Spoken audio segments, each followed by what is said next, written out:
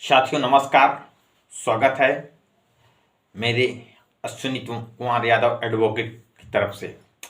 साथियों, अभी हाल ही में लखनऊ में वामसेप का अधिवेशन हुआ। क्योंकि आज जो मकसद है इस वीडियो के द्वारा आप लोगों से एक इस वह वैचारिकी में कि हमारे देश में जो समस्या है, जो वैचारिक समस्या है, जो बहुजन समाज के लिए वैचारिक समस्या है, वो संघ की समस्या है। तो जो संघ की वैचारिकी के विरोध में है जो समाज, वो उसके अगेंस्ट अपने संगठन बनाता है, अपनी विचारधारा को समाज में स्थापित करने की कोशिश करता है, काम करता है कि क्या सही है सामाजिक व्यवस्था में, क्या गलत है। और जो अम्बेडकरवादी विचारधारा है, बहुजन महापुरुषों की विचारधारा है, तो उस विचारधारा को वर्तमान समय में जो चुनौती मिल रही है बहुजन विचारधारा की, वो संघ से तो मिल ही नहीं रही। क्योंकि जो बहुजन विचारधारा की संघ के विरोध में आते हैं, वो डायरेक्ट आमने सामने एक दूसरे की अपोजिशन की विचारधारा है। लेकिन वर्तमान समय में सोशल मीडिया में खास करके देखा जा रहा है कि अपने ही लोग अपने के विरोध में खड़े हुए। आखिर ऐसा क्यों? तो यह ऐसा इसलिए कि लखनऊ में जो वामसेप का राष्ट्रीय अधिवेशन हुआ, माननीय वामन विश्राम जी का जो वामसेप है, क्योंकि भारत देश में बहुत सारे वामसेप हैं। यह वामसेप मान्यवर काशीराम साहब ने बनाया। उसके बाद वो एक विचारधारा के रूप में संगठन बना। वो संगठन आज इतना वृहद रूप ले लिया है कि उसी विचारधारा की वजह से इस देश में सामाजिक जन जागृति तैयार हुई। और जहाँ तक मैं समझता हूँ कि आज उसी विचारधारा की देन है कि मैं इतना जागरूक हुआ, इतना जानकार हुआ कि हमारे देश में विचारधारा क्या है, बहुजन कौन है, बहुजन महापुरुषों की विचारधारा क्या है। तो यह मैं अपने शो के माध्यम से वामसेप संगठन को धन्यवाद देना चाहूँगा कि ऐसा विचारधारा संगठन के द्वारा हमें प्राप्त हुई। लेकिन आज जिसके लिए हम धन्यवाद करते हैं, उसी में से कहीं ना कहीं समस्या पैदा हो रही है। ये समस्या कौन पैदा कर रहा है, क्यों पैदा कर रहा है, इसका कारण क्या है?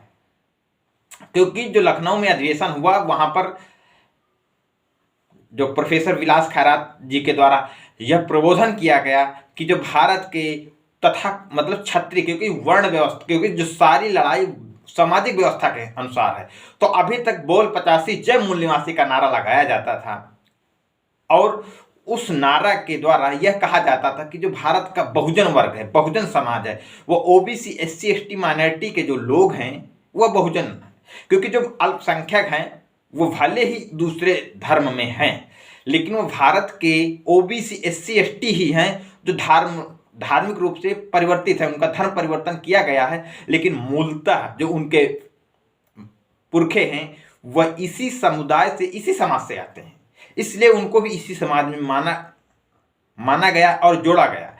लेकिन वो जो वर्ग है वह 85% है भारत में, और 15% में तथाकथित वो ऊंची जातियां हैं जिन लोगों ने सामाजिक व्यवस्था की वर्णवादी व्यवस्था में ऊपर के 3 वर्गों में रहे, वही लोग 15% के लोग हैं। और जो लोग चौथे वर्ग शूद्र वर्ण व्यवस्था में रहे, उन लोगों को 85% के लोग में जोड़ा जाता है। अब वह अलग बात है कि कुछ लोग 85% की जो ओबीसी की जातियां हैं, वह लोग अपने आप को क्षत्रिय कहते हैं। क्योंकि जो ओबीसी की जो जातियां हैं और वह लोग अपने आप को क्षत्रिय कहते भी हैं, तो वो कहीं ना कहीं चंद्रवंशी क्षत्रिय है। तो जो क्षत्रियों का एक इतिहास है, और वो खास करके चंद्रवंशियों का, वह एक अपने आप में अलग है। और वह जो ऊपर के 3 वर्ण हैं, उनसे सामाजिक व्यवस्था में, आर्थिक व्यवस्था में, राजनीतिक व्यवस्था में पिछड़ा है। इसीलिए वो लोग पिछड़े वर्ग में रखे गए, पिछड़ा वर्ग कहा जाता है। लेकिन अब एक याकायाक से ये एक बात प्रचारित होने लगी कि जो भारत के क्षत्रिय हैं, जो वो ऊपर वाले क्षत्रिय, सूर्यवंशी क्षत्रिय हैं, वह लोग भी भारत के मूल निवासी हैं, प्रोफेसर विलास खैरात जी कहते हैं। तो उससे अब चर्चा शुरू हो गई कि शूद्र लोग भी क्षत्रिय हो गए। अब क्षत्रियों का भी वर्ग डिसाइड होगा कि क्षत्रिय भी कई टाइप के हो गए। तो इसके लेकर के लोग विरोध कर रहे हैं सोशल मीडिया में, वामन विश्राम के विरोध में लोग कह रहे हैं। तो अब ये बात वास्तविकता में यह है कि यदि बोल 85 जय मूल निवासी का नारा दिया गया तो क्या अब वो 85% की जो गिनती बढ़ जाएगी तो बोल 88 या बोल 90 बोला जाएगा? ये सवाल है मेश्राम साहब से और उनके विचारधारा के समर्थकों से। दूसरी बात यह है कि यदि हम यह मान ही लेते हैं कि जो क्षत्रिय हैं, जिन क्षत्रियों को मूल निवासी ये लोग कह रहे हैं, क्या वह लोग इस विचारधारा को स्वीकार करेंगे? और जिस प्रकार से ओबीसी के लोग माननीय मेश्राम साहब के साथ मंच साझा करते थे और एक मनवादी व्यवस्था के खिलाफ बात करते थे, क्या जिन क्षत्रियों को मूल निवासी कह रहे हैं, क्या वह क्षत्रिय लोग इस मूल निवासी विचारधारा को स्वीकार करते हुए मनवादी व्यवस्था के विरोध करेंगे? दूसरी बात, क्या वह क्षत्रिय अपने आप को जब मूल निवासी समझेंगे तो भारत के जो ओबीसी है, अनुसूचित जाति अनुसूचित जनजाति के लोग हैं, उनको सामाजिक आधार पर सम्मान देंगे? रोटी बेटी की जो बात करते हैं, क्या रोटी बेटी में बेटी का तो बड़ी दूर की बात है, क्या रोटी का निष्ठा निभाएंगे? क्योंकि ओबीसी की तमाम जातियां हैं जितनी जागरूक हो रही हैं, वह कहीं ना कहीं रोटी का रिश्ता जो जुड़ा हुआ है, लोग एक दूसरे के साथ आना जाना करते हैं, बैठते हैं और एक दूसरे को यहाँ तक कि सामाजिक रूप से सम्मान भी देते हैं। ओबीसी के बहुत से लोग जो SC के लोग हैं उन लोगों को, लेकिन जिन लोगों को यह मूल निवासी बना रहे हैं, क्या वह लोग सम्मान देंगे? उन लोगों से सवाल है। और दूसरी बात, क्या धार्मिक आधार पर जिस प्रकार से ओबीसी के वैचारिक लोग हैं, वह लोग धार्मिक पाखंडवाद का विरोध करेंगे, धर्म का विरोध करेंगे, धार्मिक पाखंडवादी कर्मकांड, उसके साथ साथ धार्मिक ग्रंथ हैं, क्या उनका विरोध करेंगे? यदि यह जो प्रयोजित कार्यक्रम, मैं इसको समझ सकता हूं, या यदि प्रयोजित नहीं है, उनकी शोध के द्वारा है, तो मैं ये पूछना चाहूंगा, अनुरोध है कि आज यदि आप इस थ्योरी के द्वारा सही हैं तो कल गलत थे। इस चीज को सोशल मीडिया में या मीडिया के द्वारा प्रचारित करें या बताने की कोशिश करें कि हाँ, हम लोगों ने उस समय जो भी विचार और जो भी बातें समाज को बताई वह भ्रामक थी, तब हम लोग गलत थे। आज हम ये बता रहे हैं कि जो क्षत्रिय समाज है वह भारत का मूल निवासी समाज है और इस मूल निवासी समाज को भारत के मूल निवासी समाज के साथ रोटी बेटी का रिश्ता करना चाहिए, आपसी भाईचारा स्थापित करना चाहिए। क्या यह अनुरोध करेंगे? और जब यह अनुरोध करेंगे तो क्या वह लोग इनकी विचारधारा का समर्थन करेंगे? और उसी प्रकार से जिस प्रकार से ओबीसी के तमाम लोग इनका समर्थन करते हैं। अब एक बात और आती है, प्रोफेसर रतन लाल जी इसके विरोध में अपने सोशल मीडिया के द्वारा पोस्ट करते हैं। तो अब उनकी जो पोस्ट, तो कुछ लोग जो समर्थक हैं तो उनको लगता है कि प्रोफेसर रतन लाल प्रोफेसर है तो जाहिर सी बात है कि वो सही बात कह रहे हैं, तो कुछ लोग उनके समर्थन में हैं और मेश्राम के विरोध में, और जो लोग मेश्राम साहब के समर्थन में हैं तो प्रोफेसर का विरोध करते हैं।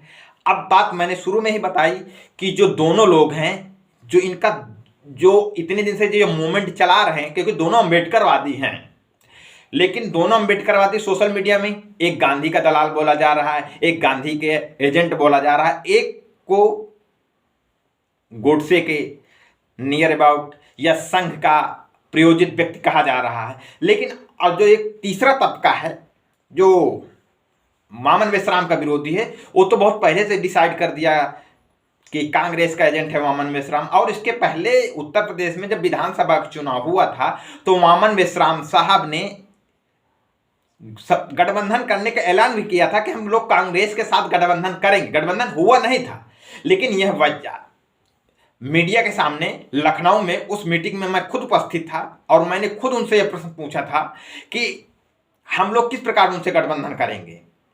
तो उन्होंने राजनीतिक हवाला देते हुए अपनी बात को कैसे भी टाल दिया था। तो उसके पहले एक वामन मेश्राम साहब ने यह भी कहा था कि हर हाल में उत्तर प्रदेश में मूल निवासियों की सरकार बनानी है हमको, और किसी भी हद तक हम जा सकते हैं, समाजवादी पार्टी से गठबंधन कर सकते हैं, ऐसे कयास लगाए जा रहे थे, लेकिन गठबंधन नहीं हुआ। और जोर पकड़ा कांग्रेस में, लेकिन कांग्रेस में भी गठबंधन नहीं हुआ। लेकिन जो सोशल मीडिया के द्वारा प्रचार प्रसार हुआ कि 2100 करोड़ कितना करोड़, ये मेरी सुनी हुई बातें हैं, क्या सही है क्या गलत है ये मेरी समझ में नहीं है, लेकिन ऐसा पैसा मेश्राम साहब को मिला, इससे टूट फूट हुई संगठन में। उसके बाद एक नई थ्योरी आ गई, और उस नई, क्योंकि इस वीडियो का मेन मकसद है उस नई थ्योरी के द्वारा इस भारत देश में जो अंधभक्तों का जन्म हो चुका है, क्योंकि 2014 के पहले इस देश में समर्थक बोला जाता था, लेकिन आज समर्थक नहीं अंधभक्त बोला जाता है। और मैं पहले ये सोचता था कि बीजेपी में ही अंधभक्त हो पाए जाते होंगे, बीजेपी के समर्थन में लोग हैं उन्हीं को अंधभक्त बोला जाता है, लेकिन नहीं, आज वर्तमान समय में हर एक राजनीतिक पार्टी में अंधभक्त हैं। इसका मतलब है कि अंधे हैं और भक्त हैं। अंधे हैं और भक्त मतलब उनको दिखता नहीं है, उनको यह बता दिया गया है कि यह भगवान हैं और इनकी पूजा करनी चाहिए, इनको साक्षात मानना चाहिए, वैसा ही माना जा रहा है।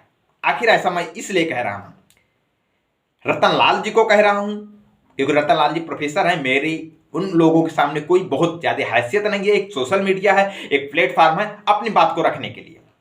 तो रतन लाल जी उनका विरोध करते हैं, और रतन लाल जी गांधी जी के समर्थन में या कांग्रेस एंड कंपनी के समर्थन में जाते हैं। दूसरी तरफ वहीं मेश्राम साहब भी कांग्रेस के गठबंधन में जाते हैं। तो मैं दोनों से कहता हूं कि एक दूसरे के ऊपर सबसे पहले आप कीचड़ क्यों उछाल रहे हैं?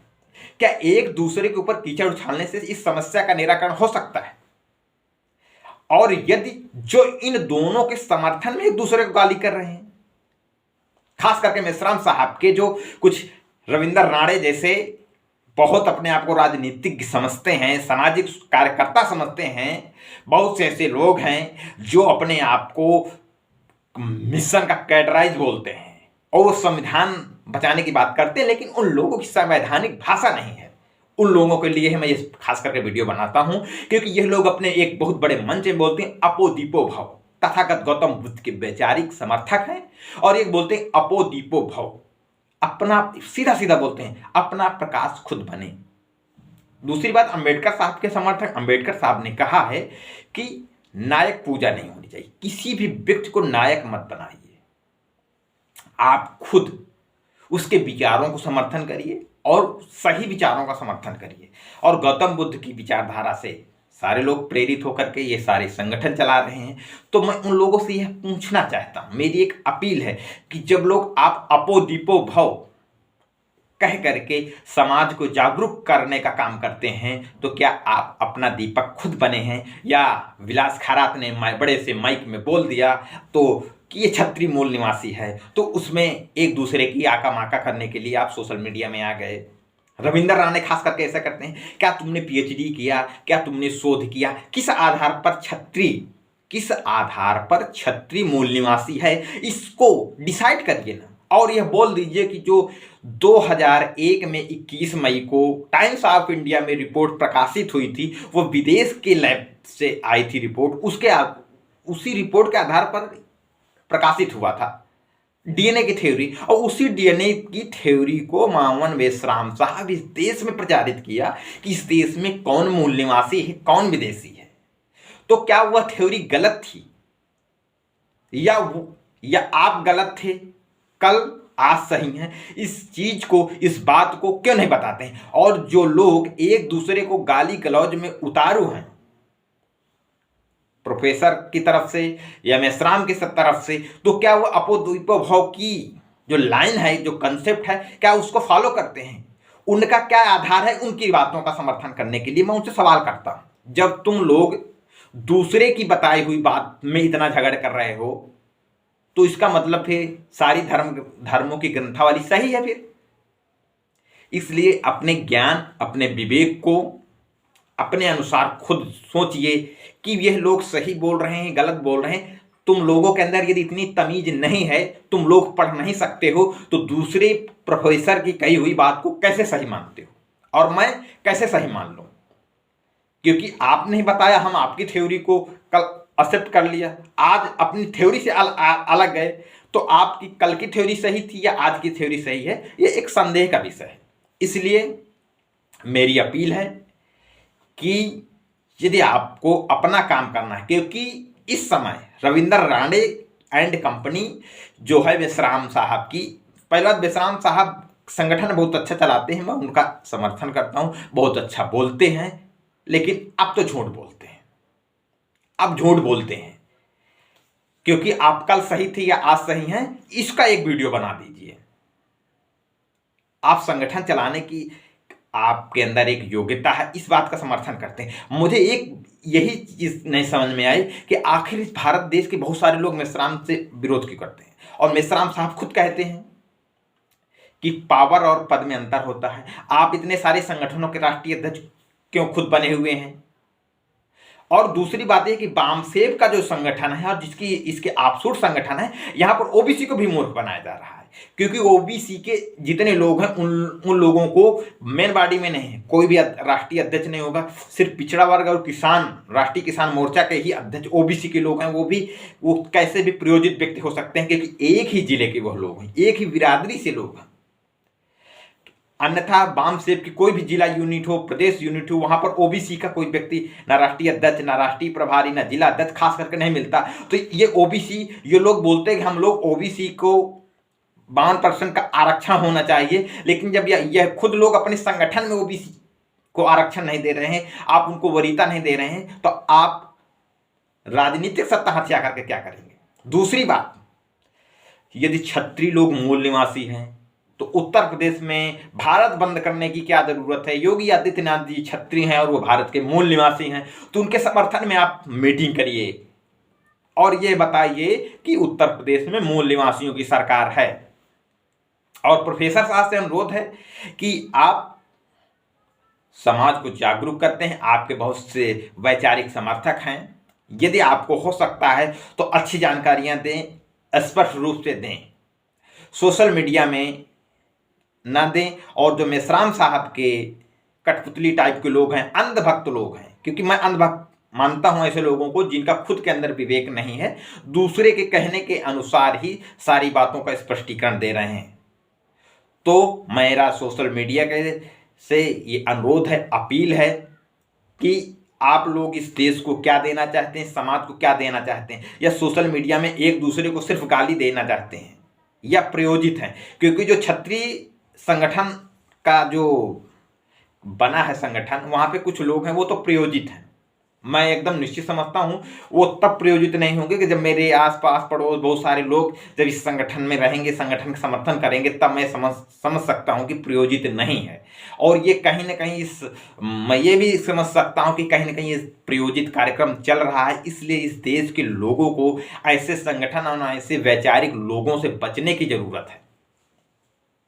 और प्रोफेसर साहब से विशेष अनुरोध है कि आप यदि गांधी के समर्थक हैं या अंबेडकर के समर्थक हैं, आपको भी स्पष्ट करना पड़ेगा, और आप किस अनुसार मेश्राम का विरोध करते हैं इसका स्पष्टीकरण भी चाहिए, क्योंकि हम अपने अनुसार उनको गलत साबित करते हैं, वो हमारा खुद का विवेक है। लेकिन जो लोग इनकी दी हुई बातों को, इनकी दी हुई परिभाषा से संतुष्ट होकर के ये वाह वाह वाह मेश्राम साहब ने बोल दिया मूल निवासी, तो यह एक प्रयोजित कार्यक्रम है और सारे के सारे अनभक्त भी प्रयोजित हो चुके हैं। इसलिए ऐसे लोगों से, समाज के लोगों को बचने की जरूरत है और इन संगठन से बाइकाट करने की जरूरत है। अंबेडकर साहब के जो लोग हैं उनको विचारधारा चलाने की जरूरत है, विचारधारा में जुड़ने की जरूरत है, किसी व्यक्ति को महत्व देने की जरूरत नहीं है। यदि हम लोग आज जागरूक हो चुके हैं या हम जानते हैं कि यह विचारधारा सही है, तो इस विचारधारा में काम करना चाहिए, उस विचारधारा के अनुरूप समाज को बनाने की जरूरत है और किसी व्यक्ति को मजबूत करने की जरूरत नहीं है। और यदि कोई व्यक्ति उस विचारधारा में हेर फेर करता है तो उससे सवाल करने की जरूरत है, ऐसी मेरी अपील है। इसी के साथ मैं आप लोगों से अपील करता हूं और धन्यवाद कहता हूं, आप लोगों ने मेरे इस शो को देखा। जय भारत, जय संविधान, जय विज्ञान।